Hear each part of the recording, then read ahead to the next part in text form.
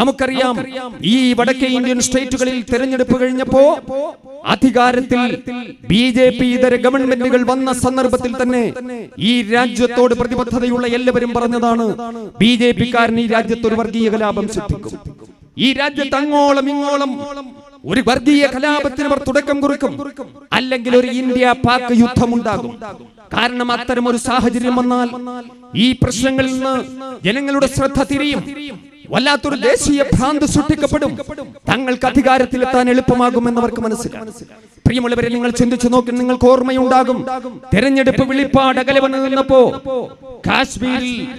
കാശ്മീരിൽ 300ഓളം സൈനികർക്ക് ജീവൻ നഷ്ടപ്പെടുന്ന ഒരു സാഹചര്യം ഉണ്ടായില്ലേ? ഞാനും നിങ്ങളുമൊക്കെ വായിച്ചില്ലേ? ദൃശ്യമാധ്യമങ്ങളിൽ കണ്ടില്ലേ? കാശ്മീരിൽ 300 സൈനികർക്കാണ് ജീവൻ നഷ്ടപ്പെട്ടത്. അതൊരു നാടകമാണ് എന്ന് പറഞ്ഞാൽ അത് BJP-കാരന്റെ അല്ലെങ്കിൽ രാജ്യം ഭരിച്ചുകൊണ്ടിരുന്നവന്റെ ആസൂത്രിതമായ ഒരു നാടകമായിരുന്നു എന്ന് പറഞ്ഞാൽ നിഷേധിക്കാൻ സാധിക്കുമോ? ഒരിക്കലും സാധിക്കില്ല.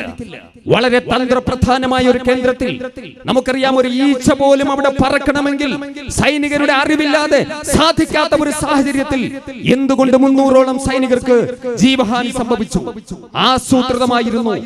ഈ രാജ്യത്തെ ജനങ്ങളുടെ ശ്രദ്ധ തിരിക്കുന്നതിന് വേണ്ടി, പാകിസ്ഥാനുമായി ഒരു യുദ്ധമുണ്ടാകുന്നതിന് വേണ്ടി സർജിക്കൽ സ്ട്രൈക്ക് നടത്തിയിട്ട് ആ തെരഞ്ഞെടുപ്പിലുടനീളം അവർ അതിനെപ്പറ്റിയല്ലേ സംസാരിച്ചത്? എല്ലാ പ്രശ്നങ്ങളെ പറ്റിയും മാറ്റിവെച്ചു. ജനങ്ങളുടെ അടിസ്ഥാനപരമായ വിഷയങ്ങളിൽ നിന്നെല്ലാം ശ്രദ്ധ തിരിച്ചിട്ട് പാകിസ്ഥാനുമായിട്ടുള്ള യുദ്ധത്തെ പറ്റി മാത്രം സംസാരിച്ചു കൊണ്ടിരുന്നു. അത് ആസൂത്രിതമായ ഒരു നടപടിയായിരുന്നു. അല്ല എന്ന് പറയാൻ ആർക്കെങ്കിലും സാധിക്കുമോ? BJP-കാരന്റെ സാക്ഷാൽ നരേന്ദ്രമോദിയുടെയും അമിത്ഷായുടെയും ബുദ്ധിയിൽ ഉദിച്ച ഒരു തന്ത്രമായിരുന്നു, കുതന്ത്രമായിരുന്നു എന്ന് പറഞ്ഞാൽ നിഷേധിക്കാൻ സാധിക്കുമോ? രണ്ടാമതായി, വോട്ടിംഗ് യന്ത്രത്തെ അവർ ഉപയോഗിച്ചു. എന്തുകൊണ്ട് ബാലറ്റ് സംവിധാനത്തിലേക്ക് മടങ്ങി വരാൻ അവർ തയ്യാറാകുന്നില്ല? ഇന്ത്യൻ നാഷണൽ കോൺഗ്രസ് അടക്കം, കമ്മ്യൂണിസ്റ്റ് മാർക്സിസ്റ്റ് പാർട്ടി അടക്കം ഈ രാജ്യത്തെ എല്ലാ ദേശീയ രാഷ്ട്രീയ പ്രസ്ഥാനങ്ങളും പറയുന്നു, ഈ വോട്ടിംഗ് യന്ത്രം BJP ദുരുപയോഗപ്പെടുത്തിക്കൊണ്ടിരിക്കുകയാണ്. അതെ, ആ വോട്ടിംഗ് യന്ത്രത്തിൽ തിരിമറി നടത്തി തന്നെയാണ് വടക്കേ ഇന്ത്യൻ സ്റ്റേറ്റുകളിൽ മൃഗീയ ഭൂരിപക്ഷം നേടിയത്. നിങ്ങൾ കേരളത്തിലേക്ക് കണ്ണോടിക്കുന്നു. രാഷ്ട്രീയ പ്രബുദ്ധതയുള്ള നാടാണ് കേരളം. എല്ലാ വിഷയങ്ങളെയും വളരെ കൃത്യമായി അപഗ്രഥിക്കുന്ന ഒരു മനോഭാവമുള്ള ജനസമൂഹം ജീവിക്കുന്ന സ്റ്റേറ്റ് ആണ് കേരളം. കേരളത്തിലെ ജനങ്ങൾ വിധി എഴുതിയില്ലേ? കഴിഞ്ഞ പാർലമെന്റ് തെരഞ്ഞെടുപ്പിൽ ഒരു പാർലമെന്റ് സീറ്റെങ്കിലും മരുന്നിന് പോലും നേടാൻ BJP-കാരന് സാധിച്ചില്ല. തെക്കേ ഇന്ത്യൻ സംസ്ഥാനങ്ങളിൽ, തമിഴ്നാട്ടിലടക്കം രാഷ്ട്രീയ ബോധമുള്ള ജനങ്ങൾ കൃത്യമായി വിധി എഴുതുകയുണ്ടായി. ഞാൻ പറഞ്ഞത്, ഇന്ത്യ പാക് യുദ്ധം എന്നൊരു സാഹചര്യം സൃഷ്ടിച്ച് അതിലൂടെ വോട്ടിംഗ് യന്ത്രം ദുരുപയോഗപ്പെടുത്തിക്കൊണ്ട് അങ്ങനെ കൃത്രിമമായ മാർഗങ്ങളിലൂടെയാണ് രണ്ടാമതും അവർ അധികാരത്തിലെത്തിയത്. വർഗീയമായ അജണ്ടകൾ മാത്രമേ അവർക്ക് പുറത്തെടുക്കുവാനുള്ളൂ. രാജ്യം എവിടെ എത്തി? തെരഞ്ഞെടുപ്പിന് ശേഷമുള്ള സാഹചര്യം നിങ്ങൾ വിലയിരുത്തി. നമ്മുടെ ശ്രദ്ധ മാറ്റിമറിക്കുന്നതിന് വേണ്ടിയാണ് ഈ വർഗീയമായ അജണ്ടകളെല്ലാം കൊണ്ടുവരുന്നത്. എന്റെ ഹൈന്ദവ സമുദായ അംഗങ്ങളോട്, എല്ലാ സഹോദര സമുദായ അംഗങ്ങളോടും, വിശ്വാസി സമൂഹത്തോടും ഞാൻ ഓർമ്മപ്പെടുത്തട്ടെ, നാം കൃത്യമായി അപഗ്രഥിക്കണം. നാം നമ്മുടെ സഹോദരങ്ങളോട് സംസാരിക്കണം, സംവദിക്കണം, കാര്യങ്ങൾ ചർച്ച ചെയ്യണം. രാജ്യത്തിന്റെ പോക്ക് അപകടത്തിലേക്ക്. നമ്മുടെ സമ്പദ് വ്യവസ്ഥ എവിടെ എത്തി നിൽക്കുന്നു എന്ന് നിങ്ങൾക്കറിയുമോ? അമേരിക്കക്കാരനോടും ചൈനക്കാരനോടും മത്സരിച്ചു കൊണ്ടിരുന്ന ഇന്ത്യ രാജ്യം, ആ ഇന്ത്യയുടെ സാമ്പത്തികമായ മൊത്തം വളർച്ചാ നിരക്ക്, DGP-യുടെ നിരക്ക് 4.5%. GDP-യുടെ നിരക്ക്, മൊത്തം സാമ്പത്തിക വരുമാന തോത് 4.5%. ഈ രാജ്യത്തിന്റെ കാതൽ വ്യവസായങ്ങൾ, സിമന്റ്, വൈദ്യുതി, കൽക്കരി അടക്കമുള്ള കാതൽ വ്യവസായങ്ങൾ, അതിന്റെ വളർച്ചാ നിരക്ക് 5.8%. ആഗോള സമ്പദ് വ്യവസ്ഥ തകർന്നടിഞ്ഞ സാഹചര്യത്തിൽ പോലും അത്തരം ഒരു അപകടത്തിലേക്ക് ഈ രാജ്യം ഒരിക്കലും പതിച്ചിട്ടില്ല. ഈ രാജ്യത്തിന്റെ വാഹന വിപണി, അതിന്റെ വിൽപ്പന 1/3 ചുരുങ്ങി. 3 ലക്ഷം പേർക്കാണ് അവിടെ തൊഴിലവസരം നഷ്ടപ്പെട്ടത്. 3 ലക്ഷം പേർക്ക്. നിങ്ങൾക്കറിയുമോ, നമ്മുടെ സമ്പദ് വ്യവസ്ഥയെ നിയന്ത്രിക്കുന്നത് റിസർവ് ബാങ്കാണ്. ബാങ്കുകളെ നിയന്ത്രിച്ചുകൊണ്ടിരിക്കുന്നത്, സമ്പദ് വ്യവസ്ഥയെ നിയന്ത്രിച്ചുകൊണ്ടിരിക്കുന്നത് റിസർവ് ബാങ്കാണ്. ആ റിസർവ് ബാങ്കിൽ കരുതൽ പണമുണ്ട്. 9.8 ലക്ഷം കോടി ഉറുപ്പിക. ആരും 9-ലും 8-ലും നിന്ന് കറങ്ങരുത്. 9.8 ലക്ഷം കോടി ഉറുപ്പിക കരുതൽ പണമായി സൂക്ഷിച്ചിട്ടുണ്ട്. അതെന്തിനെന്നറിയുമോ? നമ്മുടെ ഭരണാധികാരികളുടെ ഇഷ്ടാനിഷ്ടമനുസരിച്ച് വിനിയോഗിക്കാനല്ല, മറിച്ച് ഈ രാജ്യത്ത് അടിയന്തരമായ ഒരു സാഹചര്യം ഉണ്ടായി. സാമ്പത്തികമായ ധനാഗമ മാർഗങ്ങൾ മുഴുവൻ അടയുന്ന ഒരു സാഹചര്യം ഉണ്ടായി. ആ സന്ദർഭത്തിൽ ഈ രാജ്യം പകച്ചു നിൽക്കാൻ പാടില്ല. അപ്പോൾ അടിയന്തരമായ ഘട്ടത്തിൽ എടുത്തുപയോഗിക്കുന്നതിനാണ് കരുതൽ പണമായി സൂക്ഷിച്ചിട്ടുള്ളത്. അതുപോലും ഈ കള്ളന്മാർ കട്ടെടുത്തില്ലേ? 9.6 ലക്ഷം കോടി ഉറുപ്പികയിൽ 3.6 ലക്ഷം കോടി ഉറുപ്പിക കട്ടെടുക്കാൻ ശ്രമം നടന്നു. ആ സന്ദർഭത്തിലാണ് ഊർജിത് പട്ടേൽ റിസർവ് ബാങ്കിന്റെ ഗവർണർ സ്ഥാനത്ത് നിന്ന് ഇറങ്ങിപ്പോയത്. എന്നിട്ടും കട്ടെടുത്തില്ലേ? 1.76 ലക്ഷം കോടി ഉറുപ്പിക കട്ടെടുത്ത കള്ളവന്മാരാണ് അധികാരത്തിൽ നിൽക്കുന്നത്. ഈ രാജ്യത്തെ ജനങ്ങൾ അതിനെപ്പറ്റി ബോധവാന്മാരാകണ്ടേ? പ്രിയമുള്ളവരെ, നമ്മുടെ പൊതുമേഖലാ സ്ഥാപനങ്ങൾ വിറ്റു തുലച്ചുകൊണ്ടിരിക്കുന്നു. എയർപോർട്ടുകൾ, നമ്മുടെ എയർപോർട്ടുകൾ ഉണ്ടല്ലോ, നമ്മുടെ രാജ്യത്തിന്റെ സ്വത്താ, നമ്മുടെ രാജ്യത്തിന്റെ മക്കൾക്ക് അവകാശപ്പെട്ടതാ. കുത്തകക്കാരൻ എഴുതി കൊടുത്ത് പണം വാങ്ങുന്നു. ഭാരത് പെട്രോളിയം, കേരളത്തിലെ ഏറ്റവും വലിയ പൊതുമേഖലാ സ്ഥാപനം, കൊച്ചിൻ റിഫൈനറി. നാം ചിന്തിക്കണം അതിനെപ്പറ്റി. എല്ലാം വിറ്റു തുലക്കുകയാണ്. ഈ രാജ്യത്തിന്റെ സ്വത്ത, അമിത്ഷായുടെ സ്വത്തല്ല, നരേന്ദ്രമോദിയുടെ സ്വത്തല്ല, BJP-കാരന്റെ സ്വത്തല്ല, എന്റെയും നിങ്ങളുടെയും സ്വത്താണ്. ഈ രാജ്യത്തെ പാവപ്പെട്ടവന്റെയും പണക്കാരന്റെയും സ്വത്ത, ഇന്ത്യക്കാരന്റെ സ്വത്ത വിറ്റ് തുലച്ചുകൊണ്ടിരിക്കുന്നു. ചോദിക്കണ്ടേ, ഇതെന്താ ഇവരുടെ കുടുംബ സ്വത്താണോ? അല്ല അച്ചാരം കൊടുത്തതാണോ? എനിക്കും നിങ്ങൾക്കും അവകാശപ്പെട്ടതാണ്. അതിനെ ചോദ്യം ചെയ്യാൻ നമുക്ക് സാധിക്കണം. അതിനെ ചോദ്യം ചെയ്യാൻ സാധിക്കണം. സകലതും വിറ്റ് തുലച്ചുകൊണ്ടിരിക്കുന്നു. ഈ കാര്യങ്ങളിൽ നിന്ന് ജനങ്ങളുടെ ശ്രദ്ധ തിരിക്കണം. കള്ളം നടത്തണമെങ്കിൽ കള്ളം നടക്കുന്നത് ജനങ്ങൾ അറിയാൻ പാടില്ല. അതിന് വർഗീയമായ അജണ്ടകൾ എടുക്കും. അതാണ് സംഭവിച്ചുകൊണ്ടിരിക്കുന്നത്. ആദ്യം മുത്തലാഖിന്റെ വിഷയം പറഞ്ഞു. ഇന്നലെയും ഒരു ചാനൽ ചർച്ചയിൽ ഒരു സംഘപരിവാറുകാരൻ കണ്ണുനീരിട്ടിരിക്കുന്നതുകൊണ്ട് മുസ്ലിം സ്ത്രീകളുടേതായിരിക്കുന്ന മുസ്ലിം സഹോദരി ഉണ്ടല്ലോ, അതടക്കമുള്ള സഹോദരിമാരുടെ കണ്ണീരൊപ്പുന്നതിനാണ് ഞങ്ങൾ മുത്തലാഖ് ബില്ല്. നാണം! നിങ്ങൾ ആരെയാ പറ്റിക്കുന്നത്? ഈ രാജ്യത്ത് ഈ പാവപ്പെട്ട സമുദായത്തിന്റെ സഹോദരിമാരുടെ ചാരിത്രം പിച്ചി ചീന്തിയവരല്ലേ നിങ്ങൾ? ഗുജറാത്ത് കലാപത്തിൽ ഗർഭിണിയായ പെണ്ണിന്റെ വയറ് കുത്തിക്കീറി ഗർഭസ്ഥ ശിശുവിനെ ശൂലത്തിൽ കുത്തിയെടുത്ത് ലോകത്തിന്റെ മുന്നിൽ നാണം കെടുത്തിയ കാട്ടാളന്മാരല്ലേ നിങ്ങൾ? നിങ്ങൾ പാവപ്പെട്ട മുസ്ലിം സ്ത്രീയെ പറ്റി പറയുന്നു. നാണമല്ല? ക്രൗഞ്ച മിഥുനങ്ങളിൽ ഒന്നിനെ വേട്ടയാടിയ കാട്ടാളനോട് മാനുഷാത പാടിയ വാൽമീകി മഹർഷിയുടെ പാരമ്പര്യമല്ല ഈ രാജ്യത്തിനുള്ളത്. അതിനെ തച്ചു തകർത്തവൻ, പാവപ്പെട്ട പെണ്ണിന്റെ ചാരിത്രം കവർന്നെടുത്തവൻ, മുത്തലാഖിന്റെ പേരും പറഞ്ഞുകൊണ്ട് മുസ്ലിം പെണ്ണിന്റെ രക്ഷക്കെത്തിയിരിക്കുന്നു പോലും. ആരെ പറ്റിക്കാൻ? സക്കരിയ ബാനുവിനെ മറക്കാൻ സാധിക്കുമോ? ഗുജറാത്ത് കത്തിയെരിഞ്ഞപ്പോ ഗുജറാത്തിലെ എം പി ആയിരുന്ന ഇഹ്സാൻ ജഫ്രിയുടെ വീട്ടിൽ അഭയം തേടിയ ആയിരങ്ങളെ രക്ഷിക്കുന്നതിന് വേണ്ടി വീടിന്റെ കവാടം തുറന്നു കൊടുത്തു. പക്ഷെ അവിടെ ഇറച്ചിയെത്തിയ അമിത്ഷായുടെയും നരേന്ദ്രമോദിയുടെയും അനുയായികൾ ചുട്ടരിച്ചില്ലേ? ഇന്ത്യൻ പാർലമെന്റിലെ മെമ്പറായിരുന്ന ഇഹ്സാൻ ജഫ്രിയെ പോലും ചുട്ടുകൊന്നില്ലേ? അദ്ദേഹത്തിന്റെ വയോധികയായ ഭാര്യ ഇന്നും കോടതിയുടെ വരാന്തകൾ കയറിയിറങ്ങിക്കൊണ്ടിരിക്കുന്നു നീതിക്ക് വേണ്ടി.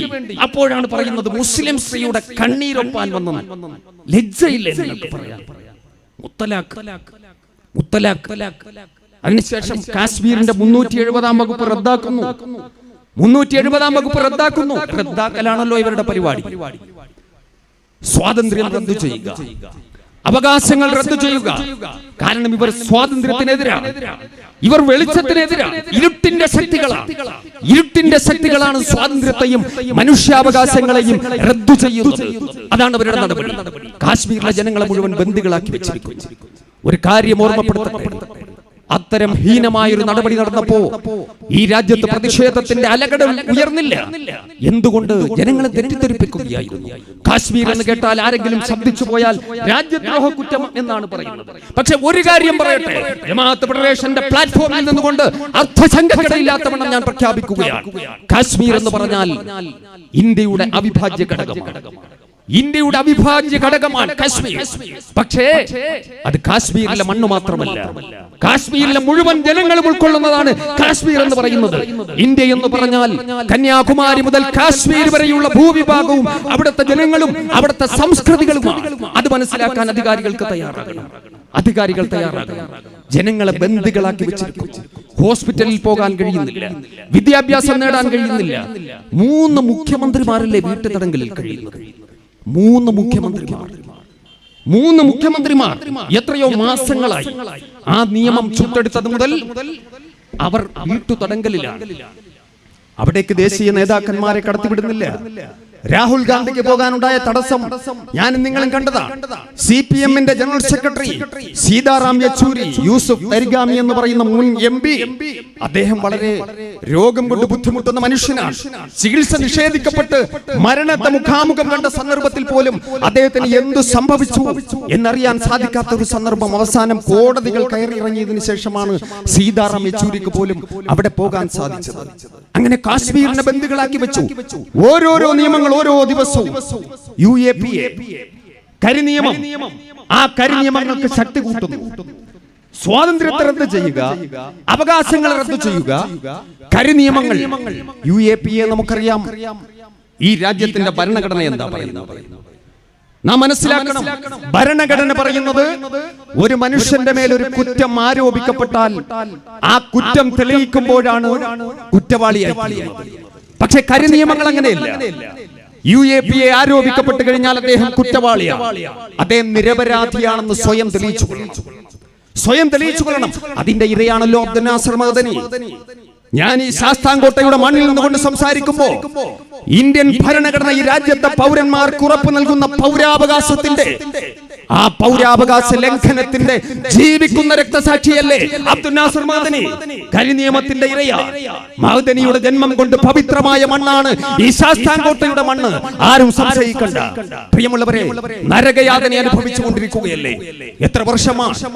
ആദ്യം കോയമ്പത്തൂർ ബോംബ് സ്ഫോടന കേസിലെ പ്രതിയാക്കി അദ്ദേഹത്തെ കടത്തിക്കൊണ്ടുപോയി. എന്തെല്ലാമോ പറഞ്ഞു. ഞാനും നിങ്ങളും അടക്കം സംശയിച്ചു പോയി. ചിലപ്പോൾ ശരിയായി. 10 വർഷക്കാലത്തോളം കിടന്നു. വല്യുമ്മ മരിച്ചു. ആ മയ്യത്ത് പോലും ഒന്ന് കാണാൻ അനുവദിച്ചോ? ജാമ്യം പോട്ടെ, ഒരു പരോള് പോലും കൊടുക്കാതെ തടവറയ്ക്കുള്ളിൽ, ഇരുട്ടറയ്ക്കുള്ളിൽ, കോയമ്പത്തൂരിലെയും സേലത്തെയും ജയിലറയ്ക്കുള്ളിൽ ഒരു മനുഷ്യന്റെ ജീവിതം ഹോമിച്ചില്ലേ? അവസാനം കോടതിയിൽ നിന്ന് അന്തിമമായി വിധിയുണ്ടായി. മഅദനി നിരപരാധി. അദ്ദേഹത്തിന്റെ മേൽ ആരോപിക്കപ്പെട്ട കുറ്റത്തിന്റെ ഒരു ചെറിയ അംശം പോലും തെളിയിക്കാൻ പ്രോസിക്യൂഷന് സാധിച്ചില്ല എന്ന് പറഞ്ഞുകൊണ്ട് 100% നിരപരാധിയായി അഗ്നിശുദ്ധി വരുത്തി കേരളത്തിലേക്ക് കടന്നു വന്നു. മഅദനിയെ ആനയിച്ചു കൊണ്ടുപോയി മന്ത്രി പുങ്കവന്മാർ. തിരുവനന്തപുരം ശംഖുമുഖം കടപ്പുറത്ത് ഒരു ഭാഗത്ത് അറബിക്കടലിന്റെ അലമാലകൾ ആർത്തിരമ്പുമ്പോ ഒരു മനുഷ്യ മഹാസാഗരം അലയടിക്കുകയായിരുന്നു. സമാനമായി ശംഖുമുഖം കടപ്പുറത്ത് ഞാനും ഉണ്ടായിരുന്നു. ഈ വേദിയിലുള്ള പലരും ഉണ്ടായിരുന്നു. ബഹുമാന്യനായ ആറ്റക്കോയ തങ്ങൾ അടക്കമുള്ളവർ ഉണ്ടായിരുന്നു എന്നാണ് എന്റെ ഓർമ്മ. ഒരു മനുഷ്യ മഹാസാഗരം. ആ മനുഷ്യ മഹാസാഗരത്തിൽ മന്ത്രിമാരൊക്കെ സംസാരിച്ചു. അവസാനം മഅദനിയും ക്ഷണിക്കപ്പെട്ടു സംസാരിക്കാൻ. മഅദനി തന്റെ സംസാരത്തിന്റെ പ്രാരംഭത്തിൽ തന്നെ ചോദിച്ചു, എന്റെ ജീവിതത്തിൽ എനിക്ക് നഷ്ടപ്പെട്ട 10 വർഷക്കാലം എന്റെ ഭാര്യയായ സൂഫിയ ഒരു വിധവയെ പോലെ ജീവിച്ചു. എന്റെ മക്കൾ സലാഹുദ്ദീൻ അയ്യൂബിയും ഉമർ മുഖ്താറും അനാഥകളെ പോലെ ജീവിച്ചു. എന്റെ സകലമാന സംഗതികളും എന്റെ സ്വാതന്ത്ര്യം കവർന്നെടുക്കപ്പെട്ടു. 10 വർഷക്കാലം ഞാൻ നിരപരാധിയാണെന്ന് പറയുന്നു. എന്ത് പ്രായശ്ചിത്തമാണ് നിങ്ങൾക്ക് നൽകാനുള്ളത്? മഅദനിയുടെ ശബ്ദം പ്രകമ്പനം കൊണ്ടു കേരളത്തിൽ അങ്ങോളം ഇങ്ങോളം. കേരളം ലജ്ജിച്ചു തലതാഴ്ത്തി. ഒരു സമാധാനവും നമുക്ക് ബോധിപ്പിക്കാനുണ്ടായിരുന്നില്ല. പക്ഷേ കേരളത്തിലെ ജനങ്ങൾ, അവിടെ കൂടിയ പുരുഷാരം ഒരു പ്രതിജ്ഞ എടുത്തു. രണ്ടാമതൊരു മനുഷ്യന് ഈ അവസ്ഥ വരാൻ പാടില്ല. രണ്ടാമതൊരു മനുഷ്യൻ, ഒരു പൗരന് ഈ അവസ്ഥ വരാൻ പാടില്ല. പക്ഷേ വർഷങ്ങൾ കഴിയുന്നതിന് മുമ്പ് വീണ്ടും കടത്തിക്കൊണ്ടുപോയി മഅദനിയെ. ഈ വഴിയിലൂടെയാണല്ലോ കൊണ്ടുപോയത്. ഇപ്പൊ കൊണ്ടുപോയത് കർണാടകത്തിലേക്കായിരുന്നു. ബാംഗ്ലൂർ സ്ഫോടനത്തിലെ കേസും പറഞ്ഞുകൊണ്ട് കടത്തിക്കൊണ്ടുപോയി. ആർക്കും ശബ്ദിക്കാൻ പറ്റാത്തവണ്ണം UAPA പ്രയോഗിച്ചു. കരിനിയമമാണ്. അദ്ദേഹം വല്ലാതെ പൊറുതിമുട്ടുന്നു. രോഗം കൊണ്ട് പൊറുതിമുട്ടുന്നു. പ്രിയമുള്ളവരെ, ഓരോ ദിവസവും വന്നുകൊണ്ടിരിക്കുന്ന വാർത്തകൾ ഞെട്ടിപ്പിക്കുന്നതാണ്. എല്ലാവരും പ്രാർത്ഥിക്കുക. എല്ലാവരും പ്രാർത്ഥിക്കുക. ഈ ഘട്ടത്തിൽ പോലും ജന്മനാട്ടിലേക്കൊന്ന് കടന്നു വരാൻ, തന്റെ പിതാവിനെ ഒന്ന് കാണാൻ, തന്റെ ഉറ്റവരെ ഒന്ന് കാണാൻ, തന്റെ ജീവനായി ജന്മനാട്ടിനെ ഒന്ന് കാണാൻ ആ മനുഷ്യന് സാധിക്കുന്നില്ലല്ലോ. എന്താ ഇവിടെ സംഭവിച്ചുകൊണ്ടിരിക്കുന്നത്? കരി നിയമങ്ങളുടെ ബലമല്ലേ? മഅദനി ഒറ്റപ്പെട്ട വ്യക്തിയല്ല, ആയിരക്കണക്കിന് ലക്ഷക്കണക്കിന് പേരുണ്ട് ഈ രാജ്യത്തിന്റെ തടവറകളിൽ. നിങ്ങൾക്കറിയുമോ? മഅദനി അറിയപ്പെട്ടയാളായതുകൊണ്ട്, പൊതുപ്രവർത്തകനായതുകൊണ്ട്, മതപണ്ഡിതനായതുകൊണ്ട്, പ്രഭാഷകനായതുകൊണ്ട്, ലോകമറിയപ്പെട്ട വ്യക്തിയായതുകൊണ്ട് ലോകം ചർച്ച ചെയ്യുന്നു. ഒറ്റപ്പെട്ട വ്യക്തിയല്ല, ലക്ഷക്കണക്കിന് പേരുണ്ട്. ആ കരിനിയമത്തിന് പോലും ശക്തി പോരാ. വീണ്ടും ശക്തി കൂട്ടുന്നു. പ്രിയമുള്ളവരെ, ആ നിയമത്തിന് ശക്തി പോരാ. വ്യക്തികൾ മാത്രം അതിന്റെ പരിധിയിൽ വന്നാൽ പോരാ, പ്രസ്ഥാനങ്ങളെ കൂടി അതിന്റെ ഉള്ളിൽ കൊണ്ടുവരണം. ഇത്രയും കാലം വ്യക്തികൾക്കെതിരെ മാത്രമേ കരിനിയമം പ്രയോഗിക്കാൻ ഉള്ള അവസരം ഉണ്ടായിരുന്നുള്ളൂ. ഇപ്പൊ പ്രസ്ഥാനങ്ങളെ കൂടി അതിന്റെ പരിധിയിൽ കൊണ്ടുവന്നു. അങ്ങനെ കരിനിയമങ്ങൾക്ക് ശക്തി കൂട്ടിക്കൊണ്ടിരിക്കുന്നു. അപ്പോൾ അതാ വരുന്നു NRC, ദേശീയ പൗരത്വ രജിസ്റ്ററുമായി ബന്ധപ്പെട്ടുകൊണ്ട്. അതെന്താ? കേൾക്കുമ്പോ വലിയ ഇമ്പമുള്ളൊരു പേരാണ്. ഈ രാജ്യത്തെ പൗരന്മാരെ വിഭജിക്കുകയാണ്. സ്വദേശി എന്നും വിദേശി എന്നും പറഞ്ഞുകൊണ്ട് ഇവിടെ ജനിച്ച, ഇവിടെ ജീവിക്കുന്ന ഈ രാജ്യത്തിന്റെ മക്കളെ വെട്ടിമുറിക്കുകയാണ്. വിഭജനം, രണ്ടാമതൊരു വിഭജനം. പ്രിയമുള്ളവരെ, വിഭജനം ഇവരുടെ സൃഷ്ടിയാണ്.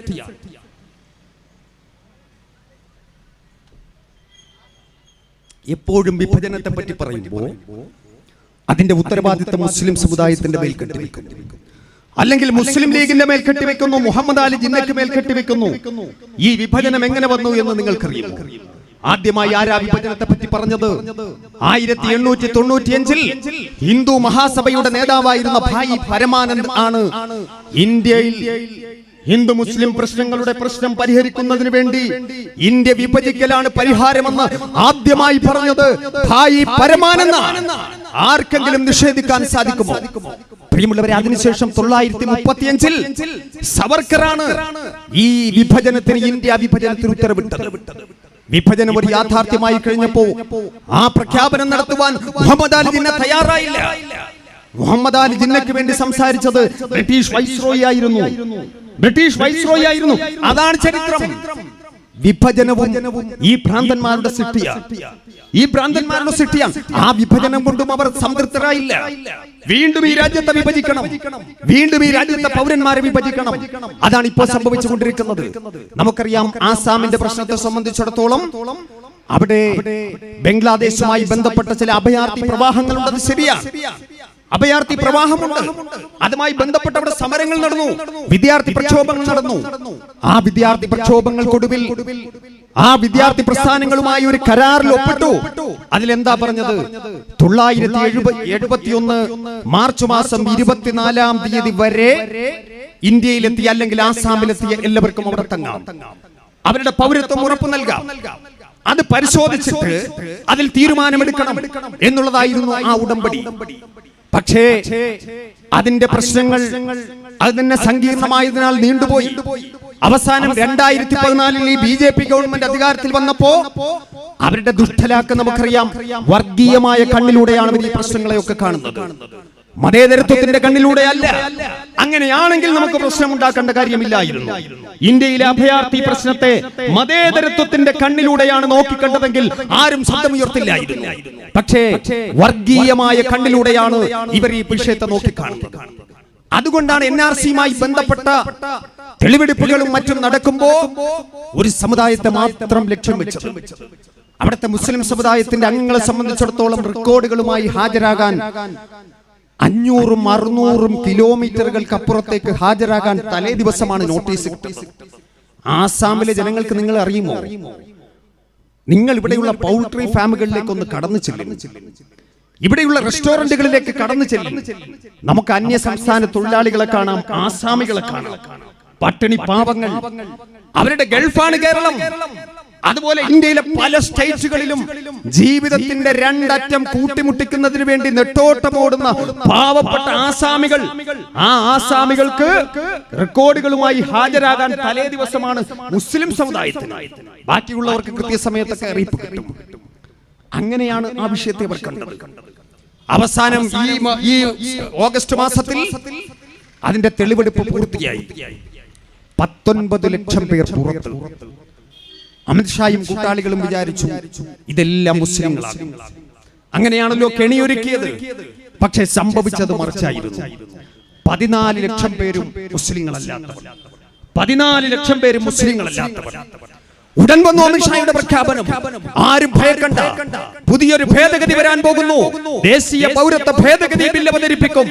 ഇവിടത്തെ ഹിന്ദു, സിഖ്, പാഴ്സി, ബുദ്ധ, ജൈന, ക്രൈസ്തവ മതവിഭാഗങ്ങൾ, ഈ 6 മതവിഭാഗങ്ങൾ പാകിസ്ഥാനിൽ നിന്ന്, ബംഗ്ലാദേശിൽ നിന്ന്, അഫ്ഗാനിസ്ഥാനിൽ നിന്ന് ഇന്ത്യയിലേക്ക് വന്ന ഈ അഭയാർത്ഥികൾ ആരും ഭയക്കേണ്ട കാര്യമില്ല. മുസ്ലിങ്ങൾ ഒഴിച്ചുള്ള എല്ലാവർക്കും ഞങ്ങൾ പൗരത്വം നൽകും. അതാണ് പൗരത്വ ഭേദഗതി ബിൽ. ഈ രാജ്യത്ത് മുസ്ലിം സമുദായം 2ാം കിട പൗരന്മാരാണ് എന്ന് പ്രഖ്യാപിക്കുകയായിരുന്നു. വല്ലാത്ത പ്രഭാഷണമാണ് നടത്തുന്നത്. ഇവിടേക്ക് വന്ന അഭയാർത്ഥികളെ സംരക്ഷിക്കണ്ടേ? നമ്മുടെ അയൽ രാഷ്ട്രങ്ങളിലെ പാവപ്പെട്ടവർ, അവിടുത്തെ ഭരണകൂട ഭീകരത കാരണം ഈ രാജ്യത്തേക്ക് ഒഴുകിയെത്തിയവർ, അവരെ സംരക്ഷിക്കണ്ടേ? സംരക്ഷിക്കണം. പക്ഷേ സംരക്ഷിക്കണമെങ്കിൽ എല്ലാ അയൽ രാഷ്ട്രങ്ങളിലേക്കും കണ്ണോടിക്കണ്ടേ? ഇത് മതേതരത്വത്തിന്റെ വാക്കാണെങ്കിൽ, കണ്ണാണെങ്കിൽ, നിലപാടാണെങ്കിൽ നമുക്കറിയാം. നമ്മുടെ അയൽ രാഷ്ട്രങ്ങളിൽ ഏറ്റവും അധികം പീഡനം അനുഭവിക്കുന്നത് മ്യാൻമാറിലെ ജനങ്ങളാണ്, റോഹിംഗ്യൻ മുസ്ലിങ്ങളാണ്. ആയിരങ്ങളല്ല ലക്ഷങ്ങൾ പലായനം ചെയ്യപ്പെട്ടു. ആയിരങ്ങളെ കൊന്നൊടുക്കി അവിടുത്തെ ഗവൺമെന്റ്. ലോകത്തെമ്പാടും അഭയാർത്ഥികളായി കഴിയുകയാണ്. അങ്ങനെ അയൽ രാഷ്ട്രങ്ങളിലെ അഭയാർത്ഥികളോടുള്ള സ്നേഹമാണെങ്കിൽ അവരെ പറ്റി ചിന്തിക്കണ്ടേ? ശ്രീലങ്കയിൽ നിന്ന് ഒഴുകിയെത്തുന്ന ആയിരങ്ങളുണ്ട് തമിഴ് വംശജർ. അവരെ പറ്റി എന്തേ നിങ്ങൾ ചിന്തിക്കാത്തത്? പാകിസ്ഥാൻ, അഫ്ഗാനിസ്ഥാൻ, ബംഗ്ലാദേശ്, ഈ 3 രാഷ്ട്രങ്ങളിൽ നിന്ന് മാത്രം വന്നവർ, അത് മുസ്ലിങ്ങൾ ഒഴികെയുള്ളവർ. ഒരു കാര്യം ചോദിക്കട്ടെ, മുസൽമാൻ കള്ളവണ്ടി അതല്ല ഓട് പൊളിച്ചിറങ്ങിയവരാണ്? അല്ല, ഇത് പറയാൻ ഇവർക്കാർക്ക് അച്ചാരം കിട്ടിയതാണോ? അല്ല, നരേന്ദ്രമോദിയുടെ അമിത്ഷായുടെയോ തറവാട്ട് സ്വത്താണോ? മറുപടി പറയണം. മറുപടി പറയാതെ പോകാൻ സാധിക്കില്ല. ഈ രാജ്യത്തിന്റെ തെരുവോരങ്ങൾ സമരമുഖത്താണ്. ഇതിന് സമാധാനം ബോധിപ്പിച്ചേ മതിയാകൂ. ആരാ നിങ്ങൾ? നിങ്ങൾ പോകാൻ പറയുന്ന ഈ പാവപ്പെട്ട സമുദായമാരായ ചരിത്രം സാക്ഷിയാണ്, കാലം സാക്ഷിയാണ്. എന്റെ അനുഗ്രഹീത സുഹൃത്ത് ബഹുമാന്യനായി തങ്ങൾ ഇവിടെ സൂചിപ്പിക്കുകയുണ്ടായി. അതുപോലെ എന്റെ പ്രിയപ്പെട്ട സഹോദരന്റെ വാക്കുകൾ നിങ്ങൾ ശ്രമിക്കുകയുണ്ടായി. ചരിത്രത്തെ നിങ്ങൾക്ക് നിഷേധിക്കാൻ സാധിക്കുമോ? പാകിസ്ഥാൻ എന്ന് പറഞ്ഞുകൊണ്ട്, ബംഗ്ലാദേശ് എന്ന് പറഞ്ഞുകൊണ്ട്, അഫ്ഗാനിസ്ഥാൻ എന്ന് പറഞ്ഞുകൊണ്ട് ഈ രാജ്യത്തെ മുസൽമാനോട് പോകൂ എന്ന് പറയുമ്പോ ഒരു കാര്യം പറയട്ടെ, പാകിസ്ഥാൻ എന്ന് കേട്ടാൽ ഈ രാജ്യത്തെ മുസൽമാന് രോമാഞ്ചം ഉണ്ടാകില്ല. അഫ്ഗാനിസ്ഥാൻ എന്ന് കേട്ടാലും ബംഗ്ലാദേശ് എന്ന് കേട്ടാലും ഉണ്ടാകില്ല. നമുക്ക് രോമാഞ്ചം ഉണ്ടാകില്ല. കാരണം നമ്മുടെ രാജ്യം പാകിസ്ഥാനല്ല, നമ്മുടെ രാജ്യം ബംഗ്ലാദേശ് അല്ല, ഈ ഭൂമിയാണോ ഇന്ത്യ രാജ്യം. നിങ്ങൾക്കറിയുമോ, ഈ രാജ്യത്തേക്ക് ശത്രുക്കൾ കടന്നു വന്നില്ലേ? അധിനിവേശക്കാരൻ കടന്നു വന്നില്ലേ? ആ സന്ദർഭത്തിൽ ആരാ ഉണ്ടായിരുന്നത്? മുൻപന്തിയിൽ നിന്ന് പ്രതിരോധിക്കാൻ ആദ്യമായി കടന്നു വന്നത് 1498 പോർച്ചുഗീസുകാരനായിരുന്നു. കോഴിക്കോട് കാപ്പാട് കപ്പലിറങ്ങി വാസ്കോ ഡ ഗാമ. ആരുടെ ഭരണമായിരുന്നു? ഞാൻ ഓർക്കുന്നു, ഞാൻ കടന്നു വരുമ്പോ അതിന്റെ ചില അംശങ്ങളാണ് സംസാരിച്ചു കൊണ്ടിരുന്നത് ഉദ്ഘാടകന്. ഞാൻ മൊത്തവും കേട്ടില്ല. അന്ന് ആരുടെ ഭരണമായിരുന്നു? ഹൈന്ദവനായ സാമൂതിരിയുടെ ഭരണമാണ് കോഴിക്കോട്. അധിനിവേശ മോഹവുമായി പോർച്ചുഗീസുകാരൻ കാലുകുത്തി കോഴിക്കോട് കാപ്പാട്. ആരാണ് അതിനെപ്പറ്റി ജനങ്ങളെ ബോധവൽക്കരിച്ചത്, സമരസജ്ജരാക്കിയത്, പ്രതിരോധിച്ചത്? ചരിത്രം സാക്ഷിയല്ലേ? ഇസ്ലാമിക സംസ്കാരത്തിന്റെ ജാജ്വല്യമാനമായ അധ്യായങ്ങൾ തുടികൊട്ടുന്ന പൊന്നാനി എന്ന് പറയുന്ന പ്രദേശമുണ്ടല്ലോ. ദറസി തറവാട്ടിന്റെ പാരമ്പര്യമുള്ള പൊന്നാനിയുടെ ദറസിന്റെ അകത്തലങ്ങളിൽ നിന്നുകൊണ്ട് ശിഷ്യഗണങ്ങൾക്ക് വിജ്ഞാനം പകർന്നു കൊടുത്തുകൊണ്ടിരുന്ന സൂര്യ തേജസ്വിയായ സാത്വികനായ പണ്ഡിതൻ സൈനുദ്ദീൻ മഖ്ദൂം രണ്ടാമൻ. അദ്ദേഹം തന്റെ അനുയായികളോട് പറഞ്ഞു, വിശ്വാസ സമൂഹത്തോട് പറഞ്ഞു, ഇതാ ശത്രു കടന്നു വന്നിരിക്കുന്നു. നാം കേൾക്കുന്ന കാലൊച്ച് ശത്രുവിന്റേതാണ്. പോർച്ചുഗീസുകാരൻ വാസ്കോ ഡ ഗാമ കാലുകുത്തിയത് കച്ചവടത്തിനല്ല, നമ്മോട് സൗഹൃദം കൂടാനല്ല.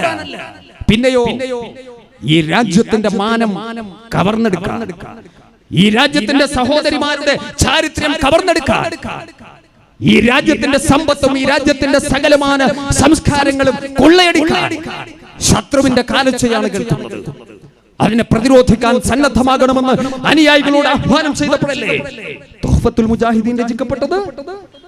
ഖാലി മുഹമ്മദ് മൗലിദ് രചിച്ച ഖാലി മുഹമ്മദ് ഫത്ഹുൽ മുബീൻ രചിച്ചു യുദ്ധകാവ്യങ്ങൾ.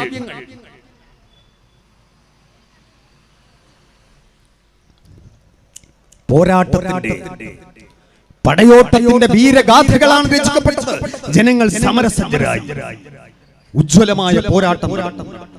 അറബിക്കടല് കുഞ്ഞാലി മരക്കാർമാരുടെ ചുടുചോര കൊണ്ട് ചെഞ്ചായമണിയില്ലേ?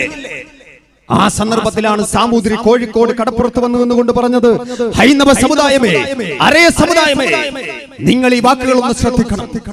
നമ്മുടെ രാജ്യത്തേക്ക് കടന്നു വന്ന വൈദേശികനെ തടുത്തു നിർത്താൻ, ശത്രുക്കളെ തടുത്തു നിർത്താൻ ഈ രാജ്യത്തൊരു സമൂഹം ഉണ്ടാകണം. നിങ്ങളുടെ കുടുംബത്തിൽ നിന്നും ഒരു കുഞ്ഞിനെയെങ്കിലും നിങ്ങൾ മുസ്ലിമായി വളർത്തു. ഖർവാപ്പസി പോലും, നിർബന്ധിത മതപരിവർത്തനം പോലും ഇസ്ലാമിന്റെ അജണ്ടയിലില്ല. ലാ ഇക്റാഹ ഫിദ്ദീൻ.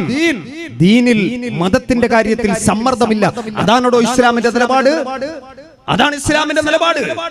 വാള് കാട്ടിയിട്ട് ആരെയും ഇസ്ലാമിലേക്ക് ആളെക്കൂട്ടണ്ട. ഗോതമ്പും പഞ്ചസാരയും കാട്ടി പ്രലോഭനം കാട്ടിയും ആരെയും ഇസ്ലാമിലേക്ക് ആളെക്കൂട്ടണ്ട. നീ സത്യം പറഞ്ഞുകൊടു, നേർവഴി പറഞ്ഞുകൊടു, സത്യാസത്യ വിവേചനം ജനങ്ങൾക്ക് പകർന്നുകൊടു, ദൈവികമായ ദർശനത്തെ പരിചയപ്പെടുത്തിക്കൊടു. അതാണ് ഇസ്ലാമിന്റെ മാർഗം. വലാ യജ്രിമന്നകും സനആന ഖൗമിൻ അലാ അല്ലാ തഅദിലു യഅദിലു. ഒരു സമൂഹത്തോട് നിങ്ങൾക്ക് വിയോജിപ്പുണ്ടാകാം, പക്ഷേ അവരോട് നിങ്ങൾ അതിന്റെ പേരിൽ അനീതി പ്രവർത്തിക്കരുത് എന്ന് കൃത്യമായി താക്കീത് ചെയ്തില്ലേ? വലാ തസുബ്ബുൽ ലദീന യദ്ഊന മിൻ ദൂനില്ലാ. മറ്റുള്ളവരുടെ ആരാധനാമൂർത്തികളെ നിങ്ങൾ ഇകഴ്ത്തി സംസാരിക്കരുത്. ശ്രീരാമചന്ദ്രനെ, ശ്രീകൃഷ്ണനെ ബഹുമാനിക്കുന്ന വലിയൊരു വിഭാഗം ജനങ്ങൾ ഈ രാജ്യത്തുണ്ട്. നിങ്ങൾ ഇകഴ്ത്തി സംസാരിക്കരുത്.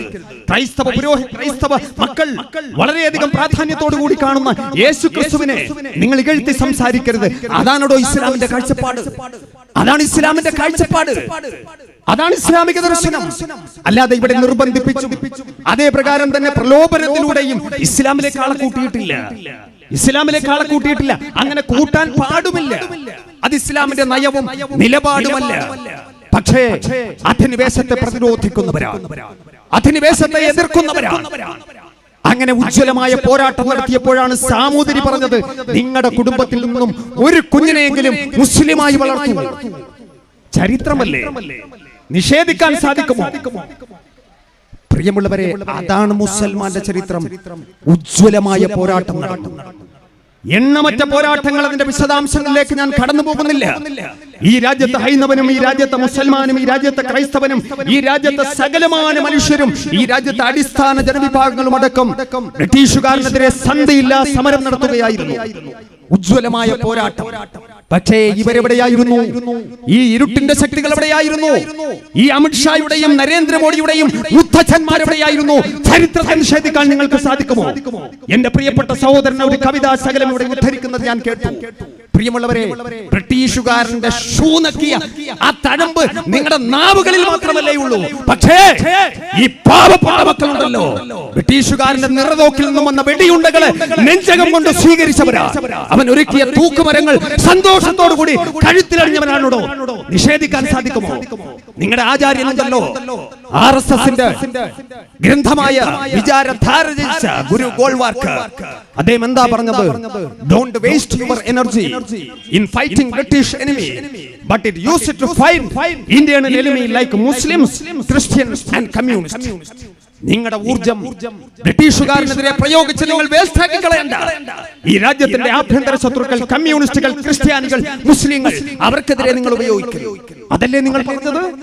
സ്വാതന്ത്ര്യ സമരത്തെ ഒറ്റുകൊടുത്തവർ, സ്വാതന്ത്ര്യ സമരത്തെ ഒറ്റുകൊടുത്തവർ, ബ്രിട്ടീഷുകാരന്റെ നക്കും നുണയും സ്വീകരിച്ചുകൊണ്ട് അവന്റെ ഷൂനക്കി എല്ലാം ഒളിഞ്ഞും തെളിഞ്ഞും കൈക്കലാക്കിയവർ, ഈ രാജ്യത്തിന്റെ വിമോചന പോരാളികളെ കണ്ടെത്തുന്നതിന് വേണ്ടി കൺകാണിപ്പണിയെടുത്തവർ, ബ്രിട്ടീഷുകാരന് പിടിച്ചു കൊടുത്തവർ, ഒരു കാരമുള്ള പോലും കാലിൽ തറച്ച പാരമ്പര്യമില്ലാത്തവർ ഈ പാവപ്പെട്ട മക്കളുടെ മുഖത്ത് നോക്കി ഞങ്ങളുടെ ഭാര്യമാരെ, വിധവകളും മക്കളെ അനാഥരുമാക്കി വിധവാത്വം അനുഭവിച്ച്, വിഭാര്യത്വം അനുഭവിച്ച്, അനാഥത്വം വേറി ജീവനും ജീവിതവും സമ്മാനിച്ച സമൂഹത്തോട് പാകിസ്ഥാനിലേക്ക്, ബംഗ്ലാദേശിലേക്ക്, അഫ്ഗാനിസ്ഥാനിലേക്ക് എന്ന് പറഞ്ഞാൽ മനസ്സില്ലെന്ന് പറയാൻ, ആർജവത്തോടു കൂടി പറയാൻ ഈ രാജ്യത്തിന്റെ മക്കൾക്ക് സാധിക്കും. ഈ രാജ്യത്തിന്റെ മക്കൾക്ക് സാധിക്കും. നിങ്ങൾ ആരെയും ഭയപ്പെടുത്തണ്ട. അമിത്ഷാ പറഞ്ഞല്ലോ, അമിത്ഷാ പറഞ്ഞല്ലോ, എന്താ പറഞ്ഞത്? മുസ്ലിങ്ങൾ ഭയക്കണ്ട.